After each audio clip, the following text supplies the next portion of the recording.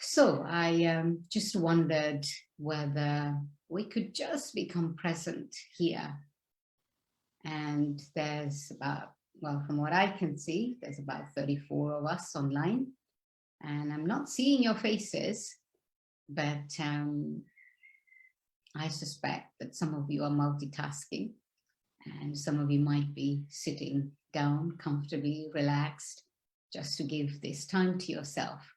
But if you are multitasking, I'd like to suggest that you just sit with us for a few moments to become present, to gather your thoughts and even your intentions of being here, quiet, comfortable, still, and present.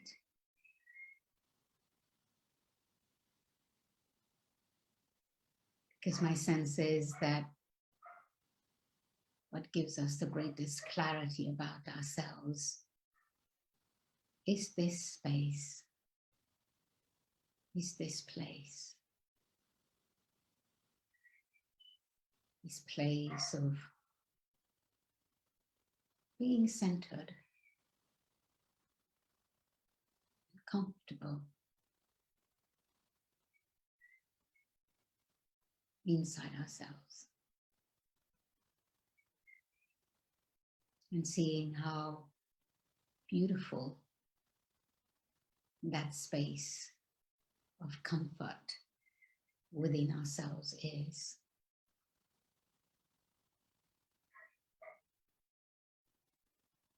Where you can tap into the rhythm of your breath,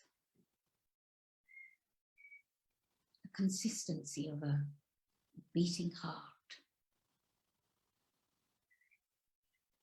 the life force. It is so present.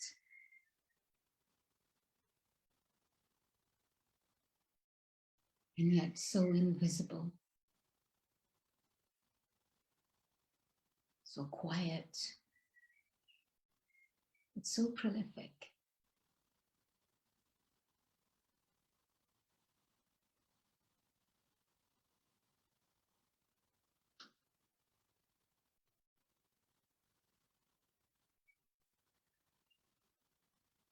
Thank you. So my feeling is that that's the authentic self. At the end of the day, a place of comfort and ease, where you don't have to be anything other than what you're feeling and what you are at any given moment in time. And when you do that,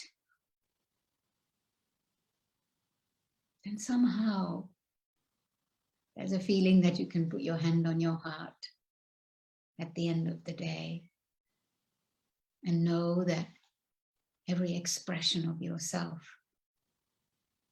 has been the best of yourself.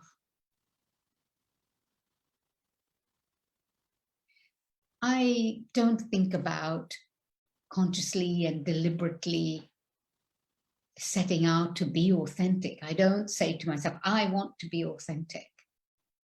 Because I think that when I start to speak in that way or demand that of myself and speak about it in that way, then it's almost as if I'm saying it, but I'm not quite performing it, if you like.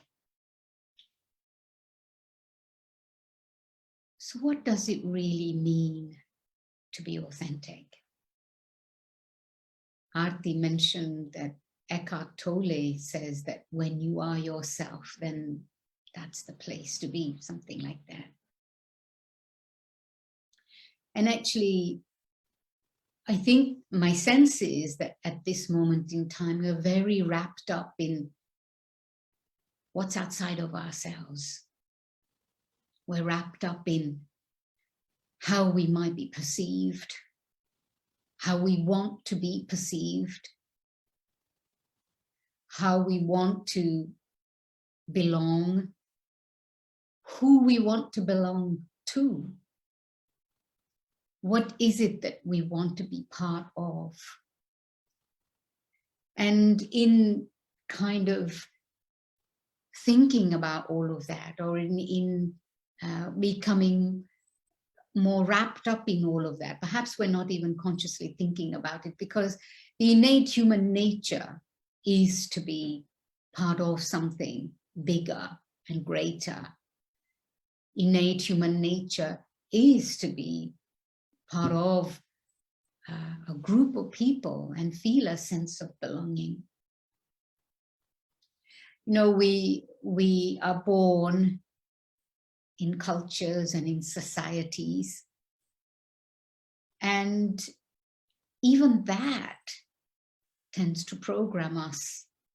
We learn from a very young age how we must be, how we must look, how we must dress, how we must conform to certain cultural settings or beliefs even.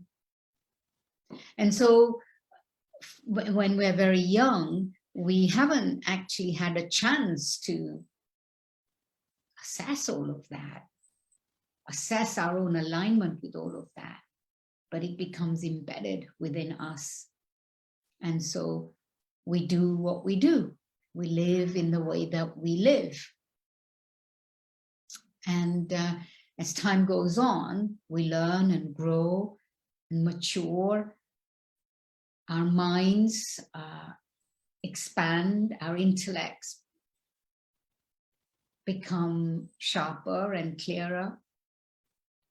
And sometimes there is a discrepancy between what I see outside of me, what has been embedded within me, and what it is that I have inclination towards. And if I can be clear about those inclinations, then that's great. Can I follow those inclinations, or do I find myself in conflict with what I might have grown up with culturally and what it is that I might be feeling today? And it's in a situation like that that I think this aspect of integrity, I suppose, comes in. Where does my integrity lie? My feeling about authenticity is that integrity is at the very heart and at the very core of living authenticity. And the first aspect, or the first person that I feel I have integrity to, is with my own self. When I'm living in integrity, then I'm in integrity with myself, then I'm living in alignment. And for me, that means what I think is what I say, and what I say is what I do. And that my internal process of internal state of being is very much expressed through my actions. My sense is that we find ourselves in a place of conflict when we're thinking one thing, although we don't always realize in a state of conflict, but other people will feel that very much. I think one thing, I say something else, and then I do something else. this is where my conflicting energies and vibrations become very apparent. Well, you know, you just have to look around us in our political sphere or our religious sphere, or all of this, or business, economy, everywhere. We feel this discrepancy, do we not? That people say one thing, but actually do something else. Or they're saying something, but you kind of catch and you've kind of sensed that it's not truth and 100% truth or even partially truthful. You know, we have so many people that give amazing talks and lectures and philosophize about life and everything else. And yet, when you hear them, you find them very fascinating and very interesting. But there comes a point, and we're stimulated by their way of thinking and their way of being, their way of expressing. And yet, and we enjoy that stimulation. But yet, all the things that they're saying, it's not so easy for us to put into practice or into our lives. Why? Because when an expression happens in a truly authentic way, when it happens with this alignment of thought, words, actions are all in cohesiveness, they're in congruence with one another, then actually you're able to impart power to someone else as you express yourself in that way. And others can really feel the truth of what you are saying and what you are expressing. Everybody looks for inspirations. Everybody looks for people outside of themselves to stimulate them. And so my feeling is that in order to be truly in this kind of alignment and express yourself without the fear, often why people don't express themselves truly in the way that they are, or they're thinking or feeling, is because of fear of being rejected, fear of not being accepted, fear of being wrong, because they want to be accepted and loved and held in high esteem. It's interesting, we want to be held in high esteem by other people, but a truly authentic person who is willing to be true to what they believe are not looking to be held in high esteem by other people, because they recognize their own value of who they are and are willing to take risks to be rejected, or risk of not being accepted. And so one of the reasons why we find ourselves in conflict and don't really actually say what we think and or express ourselves in the right way is because we're always foreseeing how others want to see us. And so I ask myself the question, how much am I living my life the way I want to live it? Or am I constantly living someone else's life? And what I mean by someone else's life is that I'm concerned about what others think and how others perceive me to be, and how accepted I will be if I am complying. I think the biggest price that we pay of not being true to ourselves is a price of compromising ourselves to ourselves and with ourselves. For me, what is very important is to be true to my own self, what I think and feel, and how much am I upholding what I consider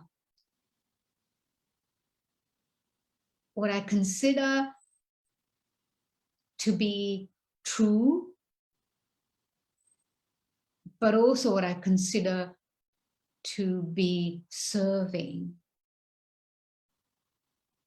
the situation and people. I'm aware that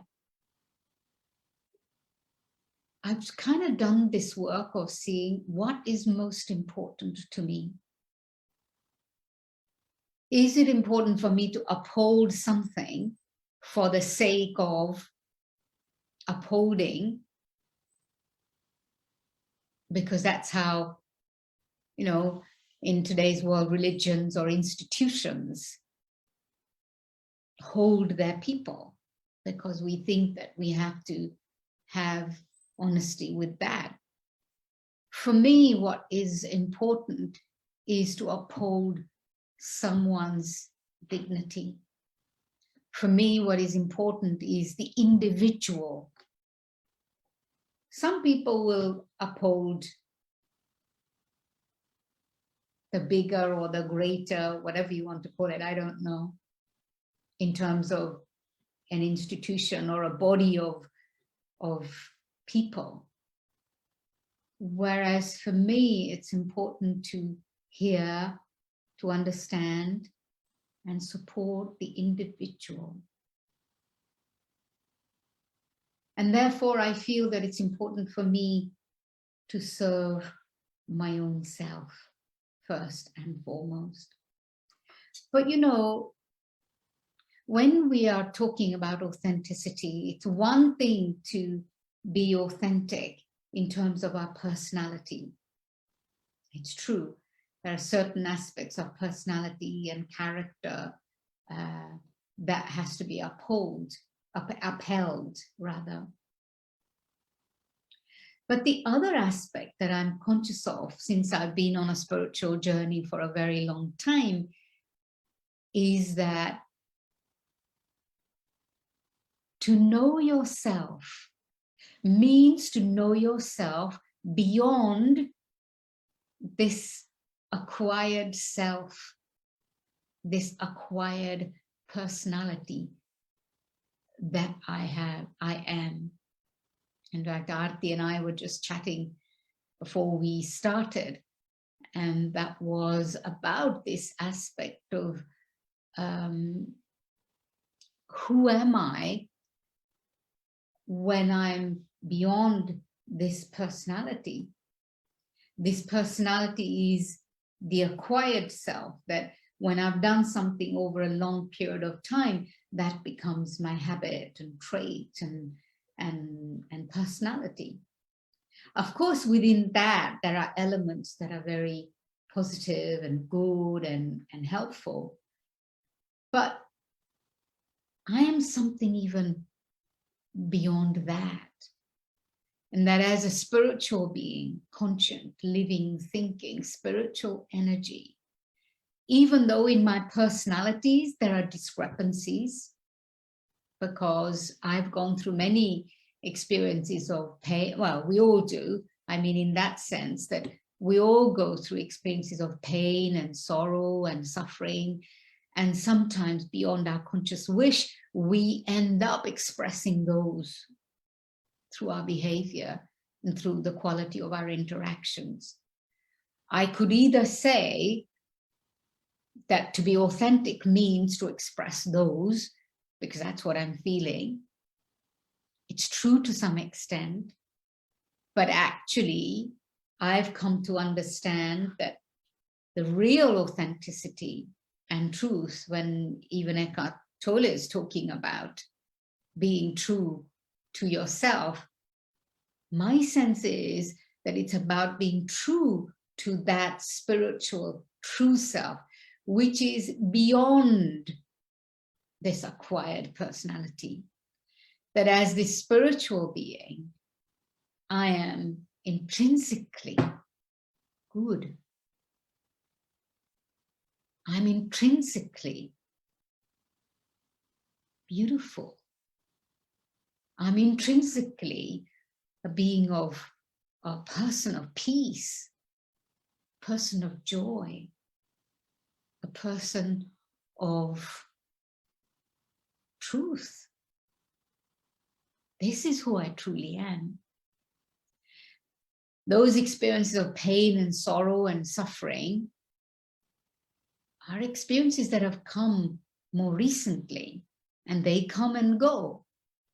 But this personality, this nature of peace, this nature of joy, this nature of truth, actually, is intrinsically who I truly am. So to return to the authentic self means to return to that. To return to that self. And to build my life around that expression. The expression of peace, the expression of love, the expression of joy. You know, in recent times, some very interesting experiences, and I've seen how I thought that there are people in my life, and I loved them, and they were part of my life, and I belonged to them, and they belonged to me. And I realized actually it was more about my perception of them than truly loving them. I was loving them because of what I perceived them to be, rather than loving because that's who I am. This is extremely subtle, if you can get this. Do I engage and interact with everyone because I approve, because they comply, because we're in resonance? Or do I love and accept because I am love and I accept my fellow human beings? It's a big one, actually. It's a really big one. Because our life really revolves and evolves around what is outside of ourselves. And then what are we giving to it? What is, a very good friend of mine used to say, do I live my life looking around me and thinking, what's going on? And then how I feel? Or how do I feel? And then see what's going on outside of me. This you think, oh, well, what does that mean? It means that if I'm feeling good, if I'm feeling positive, if I'm feeling comfortable, without worrying and concerned about the risks of how I might project myself, how I might reflect myself. But with the conviction that when I am feeling right, positive, strong, appreciative, then the best of me comes out, and that's what's offered to others. I don't think about I'm offering because, and it's not even a conscious thing, funnily enough.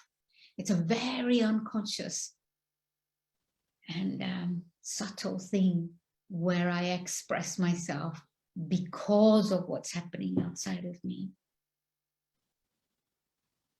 And I feel true authenticity comes from this place inside myself.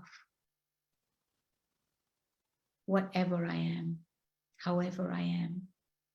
But also that I'm on a journey of evolution. That I'm on a spiritual journey, especially I'm journeying into progressing and moving towards truly being in alignment with myself.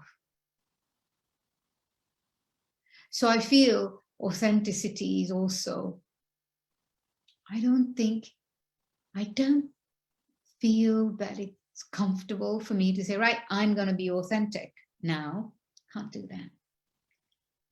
Then you're not going to be authentic. Authenticity has to, where I'm willing to be vulnerable, when I'm willing to be held accountable for who I am and what I am. Authenticity is to know that when I am able to be truly who I am, then I allow other people to do the same. I give others the permission to do the same.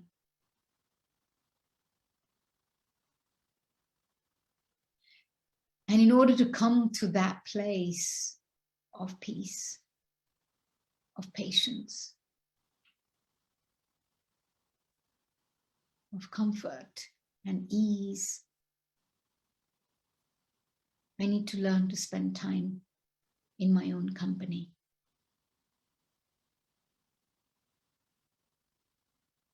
I also feel that the intrinsic nature of this authentic spiritual self is to share, to give, to offer. And I feel that when we come from that place of giving and sharing,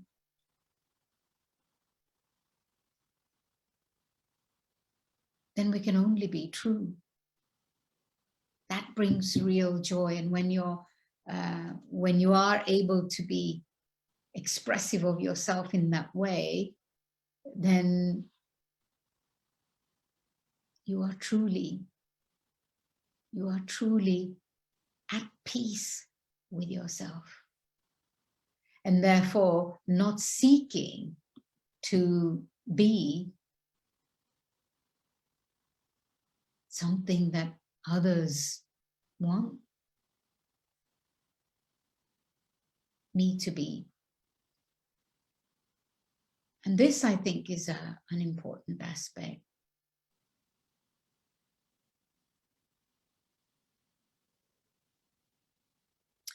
So, I mean, I'll stop here if that's okay, because I find myself in this internal space as I'm sharing, in this inner space of comfort. So let's go there for a few minutes.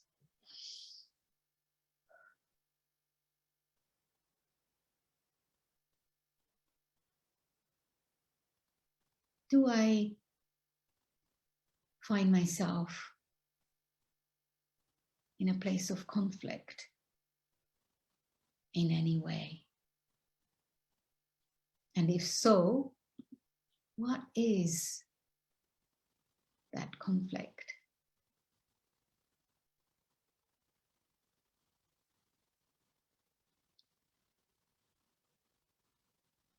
We all want to belong and be part of something. But in order to be true to myself. I need to belong and fit in for what I am. If I find myself being compromised in any way,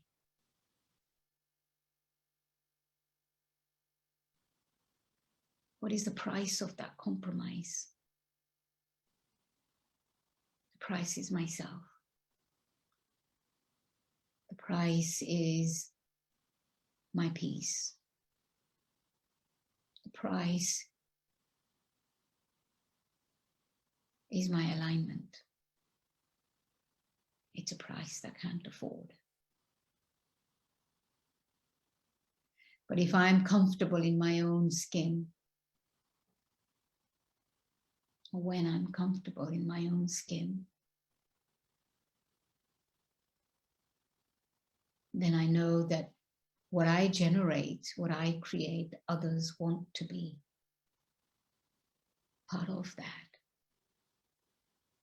You know, everybody wants to be in an environment in which they don't have to pretend to be something that they're not.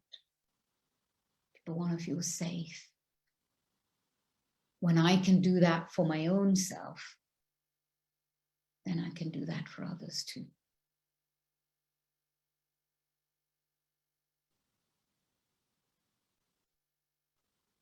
So let me spend time each day taking stock of all these amazing aspects of myself. My personality is one thing, but knowing that intrinsically behind this personality of expression, I am peace. I am love.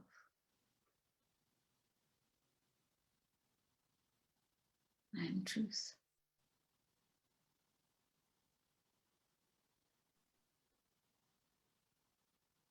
I am joy. To stay true to that is my greatest authenticity.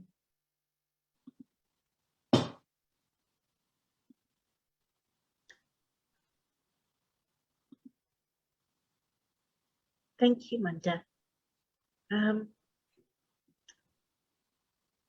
Questions have started to come in, so let me start with those and then finish off afterwards. So the very first question, what does it mean to make yourself vulnerable? To make yourself vulnerable, it means that to express yourself as you are and how you are, knowing the risks involved in that others might judge you, others might not accept you. Although my own experience of vulnerability is that when you are allowing yourself to express yourself as you are and how you are, then actually people's hearts reach out to you. Let me give you an example of something amazing that happened to maybe not that long ago, maybe 15, 17 years ago. I was invited to speak there was a concert that was happening, a very informal thing, in a local prison, a young offenders institute. I'd gone there, and because I was invited to do a little reflection and meditation, so you can imagine about 100 young offenders between the ages of 15 and 17. I've never been in a more rowdy crowd than that. And a couple of strange things happened before I actually went on the stage. The concert was going on and the young offenders, the boys, were rude and offensive and commenting throughout the concert. And I tell you, it was my turn to go on the stage, and I thought to myself, what am I going to say? But the person who was doing the concert introduced me, and I actually went on the stage. I stood there, And I just started to speak and I said, hello. I said, I could be really nervous right now, so I need your help. And one of them shouted out, we're here to help you, sister. And I said, thank you. And I then basically, because I showed my vulnerability to these young offenders, I need your help because I'm scared. And I had their help. I had their undivided attention with pin drop silence for 20 minutes throughout the time I spoke. It was the most incredible experience I've had. One of the most incredible experiences I've had in my life as a teacher of meditation. So that's vulnerability. Just to bounce off that, has there ever been a time where being vulnerable has backfired for you? And just to add to that, if so, what did you do? I don't know about backfire, or what has happened is that response that I just told you about in terms of the young people really reaching out to me, it has happened is that I've just been left to deal with or pick up the pieces myself. And I picked up the pieces. I said to myself, I allowed the opportunity for people to understand. And if they didn't, they didn't. And that's it. I'm not usually scared of those kinds of experiences. I don't feel small because people didn't get me the way I wanted them to get me. Somehow I don't feel small. I don't allow myself to feel small about that. So I just went, okay, they don't get me. And that's the way it is. And it's okay. That's it. Thank you. The next question, and they're now flowing in really quite fast. How do we overcome the fears that stop us from being our authentic self? Start being conscious and aware of your own beautiful, authentic self. The authentic self is what I said to you is the authentic self of love. That's basic human nature. Start tapping into that in yourself. The basic human nature is that of peace. Actually, it's that quick. It's just a thought away. Start spending more time in that place and know that everybody in the world is looking for that. Everybody in the world is looking for that peace, that love. And when you can be there and you can be safe, allow yourself to feel safe in that, then you can be that in front of anybody. Doesn't matter. I let go of this idea of conforming and opinions of other people, and that my life base is dependent on the opinions of other people. I'm willing to let go of that because I know who I am. And that's the most important thing. But the funny thing is, though, when you know who you are, when you are comfortable in your own skin, others will also be the same with you.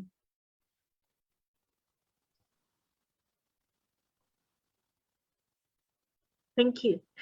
I think you've answered this next question, but you may want to add something to it. Can you recommend any practical, active steps you can take to tap into your authentic self? Well, first and foremost is meditation. Every single day. That's what meditation is for, to be able to go inside yourself and tap into this incredible self that you are, that is beyond what people see and what people perceive and all of that, even beyond what you might perceive yourself to be.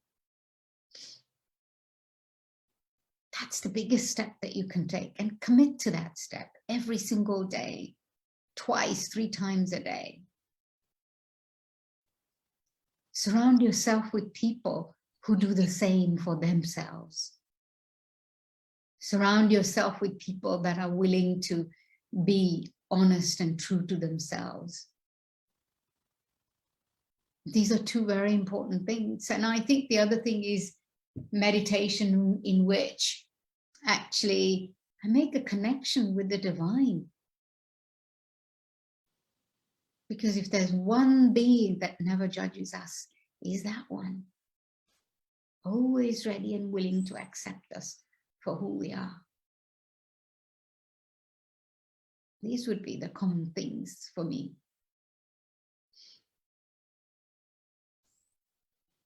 Thank you.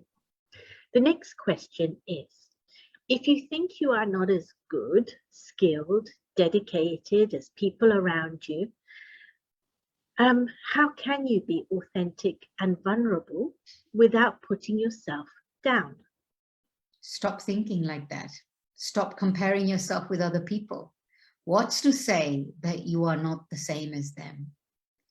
If you compare yourself, you know, you've already, even if you are that, you're always seeing them bigger and better than yourself, which is your perception. So I think one of the first things we have to stop doing is comparing ourselves with other people. Know that what's mine will always come to me. I remember many, many years ago, some of you may have listened to Daddy Janki, who passed away about 2.5 years ago. I remember her saying that to me once. You know, there was something happening that I wanted to be part of, and I couldn't because other people kind of wanted me to do something else. There was all that going on. And I remember her saying to me, know that what's yours will always come to you. Nobody can take that away from you. And so I think that, and also doing that which is powerful, that which is serving other people, that which is helpful to other people, and take stock. I think this is a very important thing, that sometimes we do amazing things. We have amazing aspects of our personality, but we undermine them because we're looking at other people's and not our own. So when you look at your own greatness, then you stop comparing, and then you can truly be who you are.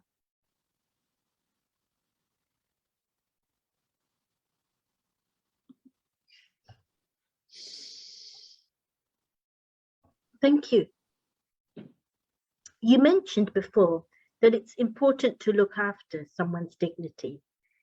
Is it possible to do that when they've told a white lie?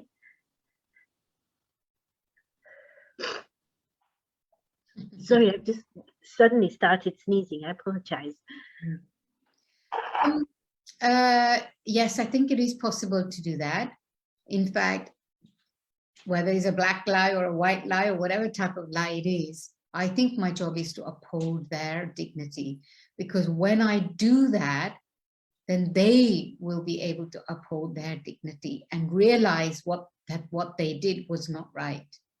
And that's upholding their dignity. And then they will change. They won't do the same thing again. And you've helped them do that. I learned that from another senior Dadi. I remember I'd seen her really kind of telling someone off about something that they had done, which was not right. And the next day, this person came in front of her, and she was as if they'd done nothing wrong. She was just accepting and loving, and it was as if it was a completely, different person in front of her. And I said to her, "How did you do that? What does it mean?" And she said, "Well, what should I do? That person who's done a wrong thing is making effort to forget what they did wrong. Should I be reminding them? If I forget it, they know I know. If I forget it and I let go of it, they forget it and they let go of it, and they rise to something else and something greater." But that, I feel, is the dignity that you uphold. And where does, is that being your authentic self then? You're coming from an inner space of authenticity to be able to do that. Well, that is authentic because you are being your great self, this great self of compassion and forgiveness. This is the authentic self. Is this the authentic self? Is not that says to someone, you made a mistake, you are bad, and I know about it. And another example that I always give also is where, and I saw this for myself, you know, again, Daddy Janki that I'm talking about, people would come to her and they're telling long stories and tales, and she knows very well that they're really trying to spin stories. They're trying to justify themselves and all of that. And she will listen. She knows it because she's a smart cookie. She knows it, but she will listen with a lot of love and believe everything they tell her, never giving them the feeling that she knows that they're not telling the truth, but she really believes, she's really listening to them. And then they go out of the door, they finish telling the tale, they go out of the door, and actually they realize, they come back and they tell her the truth. I know what happens with me, what has happened with me. I go, oh yeah, I know. I know you're not really telling the truth and you're spinning, and they will spin bigger tales and longer stories to justify themselves. That's the difference. That's the difference of greatness and authenticity. So authenticity doesn't mean to challenge people when they're wrong. Authenticity means to be able to take them beyond their mistake. That's authenticity. That's a really interesting definition. It's almost like you're empowering somebody else. Absolutely. Absolutely. That's really amazing. The next question is, I hear what you say about saying I'm a peaceful being, but I know that I really am not.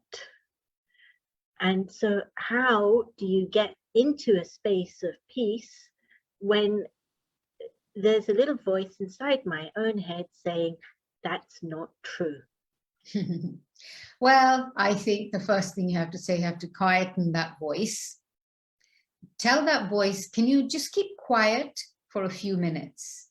Okay, I hear you.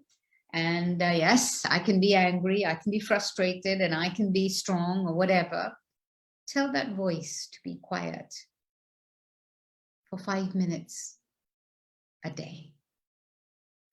And go into the experience of really being peaceful, because that is who you are. So first and foremost, you have to believe it. And that voice is not you. That voice is just the experiences of today's world. That voice is a more recent voice, where a long distance voice, past voice, is that voice of your true self. And sit in that. Spend time in that as much as you can.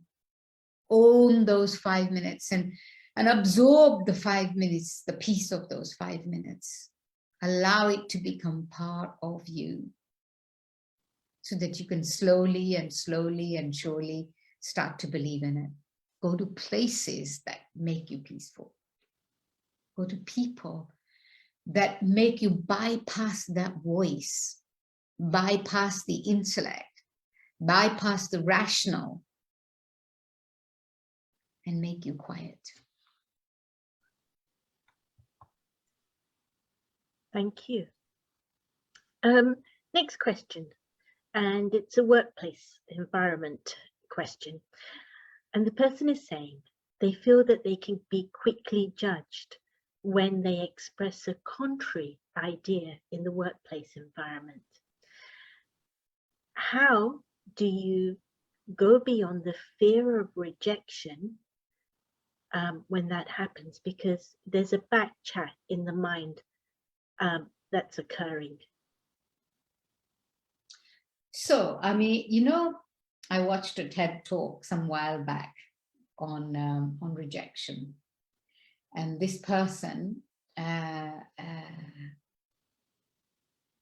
used to easily feel rejected, and so he decided that he was going to do 100 things, or was it one thing a day, every day, that even if somebody rejected him, he was going to do it anyway. So he goes to do, you know, like sales jobs. People, you know, you go to sell something, people slam the door on you and whatever. So he started to say, okay, when they slam the door on me, well, it's not me, it's them. They don't have time, they don't have money, they've just had a row with their wife or their husband or whatever. So I think this rejection thing is something that we really have to come to terms with, because we always think that it's us. When somebody does something or says something, then we always think it's us, but it's not necessarily always us. It can also be other people. But in terms of this work situation where you feel that whatever you say will be rejected, I think important thing is to, in fact, Aarti and I were talking about this earlier on, that how can you train your mind, your subconscious mind, when you know you're going to be in a tricky situation? You have to train your mind to prepare in advance. And I think that when something like that comes is present, then it's important to go into a space in yourself and allow yourself that little dialogue with your unconscious self, that unconscious mind, and prepare that unconscious mind to create this energy of stillness and of peace and of power and of beauty. So that even if you know, but what you've done is you've generated a powerful energy beforehand. And then you speak what you have to speak from that place of deep centeredness inside yourself. You speak from that place of conviction and stability and peace. When you do that, and others actually stop to listen. Even if it's not right, it doesn't matter. Then even if they reject, you won't feel the rejection. They just don't accept it. So that's okay. They're in their rights. If they don't want to accept something that someone says, they're perfectly entitled to it. Why is it a reflection on me? It's not a reflection on me. It just is. So I think that sometimes we have to prepare ourselves in this way, in situations. And this is the final question I'm going to put to you, because we're out of time, believe it or not. The question is,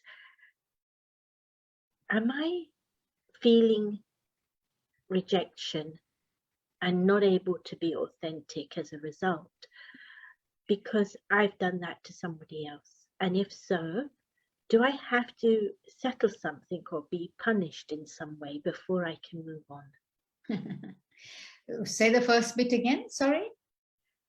Am I feeling rejection and as a result not being able to be as authentic because I've done that to somebody else, I've rejected them? Yes and no, could be. I mean, always everything that comes to us comes as a result of something else. But I think that once you realize that, you just have to, just keep moving on. But keep moving on, learning what you have to learn from that and not repeat the same mistake again. If you don't learn your lesson, what is the lesson for me in that? When you learn your lesson, then you don't feel bad. You move on or let go. I think that's the most important thing.